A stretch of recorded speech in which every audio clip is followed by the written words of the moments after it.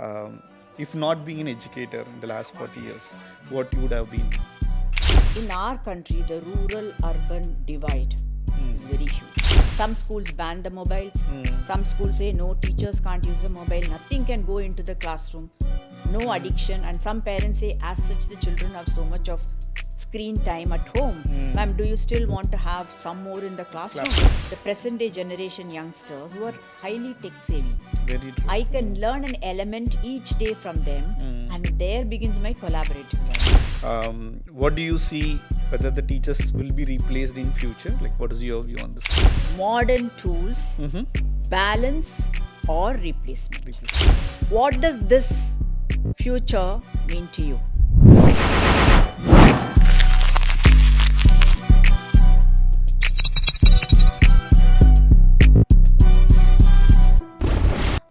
The next big buzz in the education industry is having digital classrooms. Okay, we have AI, augmented reality, virtual reality, all in place, and we see a lot of tech products coming into the market.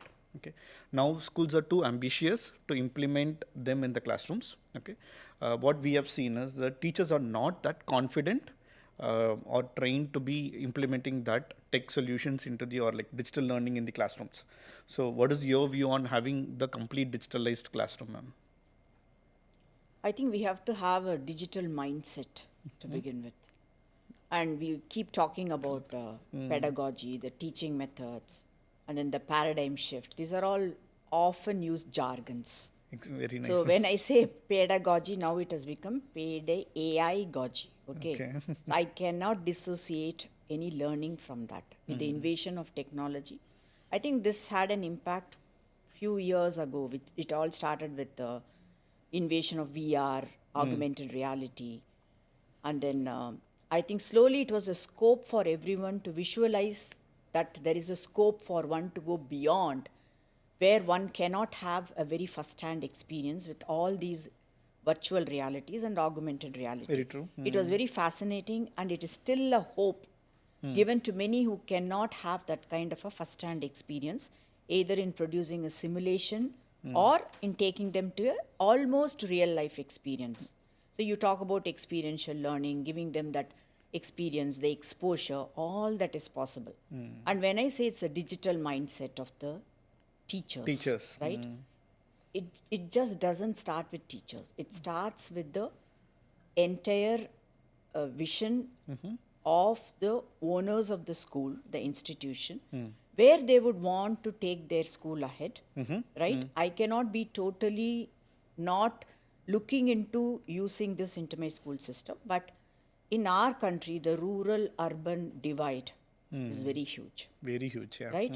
Much depends on how much can I bring in this kind of a digital mindset into teachers so that they start trying out with small techniques, even with the mobile app or a mobile phone, right? So how to provide that to everybody for a self learning or for a personalized learning. And with the AI, now I think there are many free tools available. Unless I give that freedom to the teachers, unless I bring in an awareness to the students on using these tools, tools are simple machine, which is going to make my work easier. You do Then I one need to game know and how it's to there. make that very simple for even getting a feedback for my own performances. So you talk about changing, developing attributes like helping a child to become self-engaged. He should become curious. He should become very innovative. Then I should become confident, right? So these attributes are applicable both to the learners and as well as to the teachers. So I need to first have that curiosity within me, even to learn the apps probably from the present day generation youngsters who are highly tech savvy. Very true. I can learn an element each day from them, and there begins my collaborative learning. It's the mindset that I have to change. Yes, by bringing in, it's going to help me. I'm going to be performing better, and so also instill that confidence in children so that they use it for the right purpose and they don't demand that I should have only this to be doing my job better. I feel it's a question of using both. That's one way of actually looking at the teacher's definition. That's very excellent. And the mind shift change, right? That's what I think whether we wanted to have all the teachers to have it, like say digital mindset. That is a very excellent word where I see that like teachers can understand they have to transform to it. Okay, and one here the first thought process that I had specifically where schools have a different expectation and teachers are not confident on it. Okay, and where we have seen other use case or adding another complexity of layers. Now the Gen Z kids are like much digitally equipped. Before coming to the school itself, they know a number of things.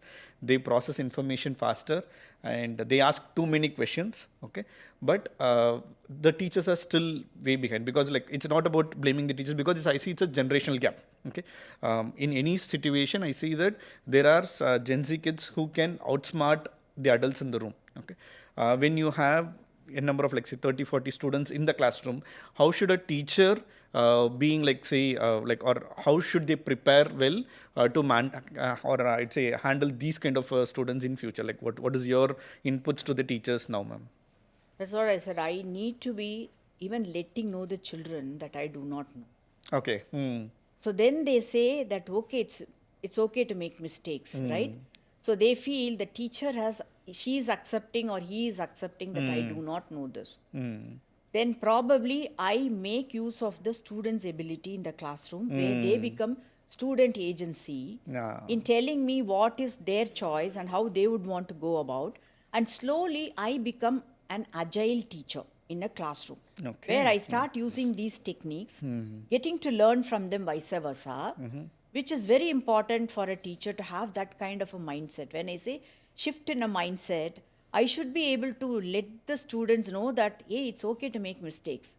I can ask my friends. I know where am I dipping down. I know how to seek for help. These are all the things the present day students are missing out. Okay. I need to give them this touch of empathy and then feeling that, okay, it's okay to go and help him. I'm finding somebody struggling. These are the components where the teacher can really help such students who are otherwise tech savvy in helping people who really need that support in either navigating through technical gadgets or even feeling proud that I'm learning something new using this app today. Yes, I have learned something and it's a mutual learning. The environment that the teacher creates, I have to have this kind of a shift again to say that, okay, let's all do it together. Where I give the choice to the students, the student agency is given, and I know that the children would want to have this way. They decide what they need to learn, they decide how they would want to learn. Then, when I start equipping, I think teachers have to be given that little time, that comfort, and that confidence that they will be able to do. It cannot happen overnight. Very true. I have to give the teachers the confidence that I trust in you. Madam, you can do this. It will take some time, but let's try it out. This is more of a rapid fire, ma'am. Like you can quickly answer with the question that we have. The first one is one word that defines education today. It's transformation. Transformation. Nice. What is your leadership style? In collaborative or instructional? Mine is always collaborative. At times it is instructional when it doesn't happen to my style. As it needed. As That's needed. the thing. I have to be at times. In asterisks. Yeah. Okay. A habit that you believe every teacher should have. Like being updated or should be a lifelong learner. Thirst for learning, Thirst for learning. Okay. Chalkboard or smartboard? both. If it is going to instill that curiosity, both can be used. Both can be used. Okay. Leadership is natural or nurtured, ma'am? It is both, sir, innate and to some extent I can nurture also. Nurture also. Consciously, if efforts are made, I discover my latent skills and I can nurture. Okay. What is your greatest strength and weakness? Mine is an interest to do everything. That is my weakness. Okay. The strength is sometimes I feel I do things, understand things, and after I have a conviction that I can speak, only then I embark into even conveying something. Okay. So my strongest point would be that I make sure that I know what I have to say first. Okay. Okay. Good. The confidence, I will say. Confidence. Yes. Okay. The last question that I have: classroom-based group learning or personalized learning? Both are important. Both are important. Okay. That's the end of this segment, Yeah. ma'am. The next segment is the hype it or skip it trend, ma'am. So basically, you can use this signal board. Green implies to hype it, and red implies to skip it. Okay. So based on the questions, you can feel like, or you can tell whether you want to hype that or skip it. Okay. The first question is hybrid learning. You wanted to hype it or skip it? Okay, hype it. The second is uniforms in schools. Hype. Okay, you wanted to have a discipline of uniform. Okay. Mark-based assessments. Again, green. Okay. Parenting workshops. Okay, green. Okay. Daily screen time for students. Okay, you wanted to encourage that. Good. Handwriting classes in kindergarten. Oh, green. So you don't want to, like, you want to hype everything. Okay, excellent. But use it to the right extent.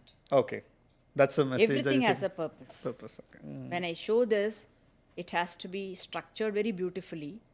And I need to focus on motor skills when you talk about the handwriting.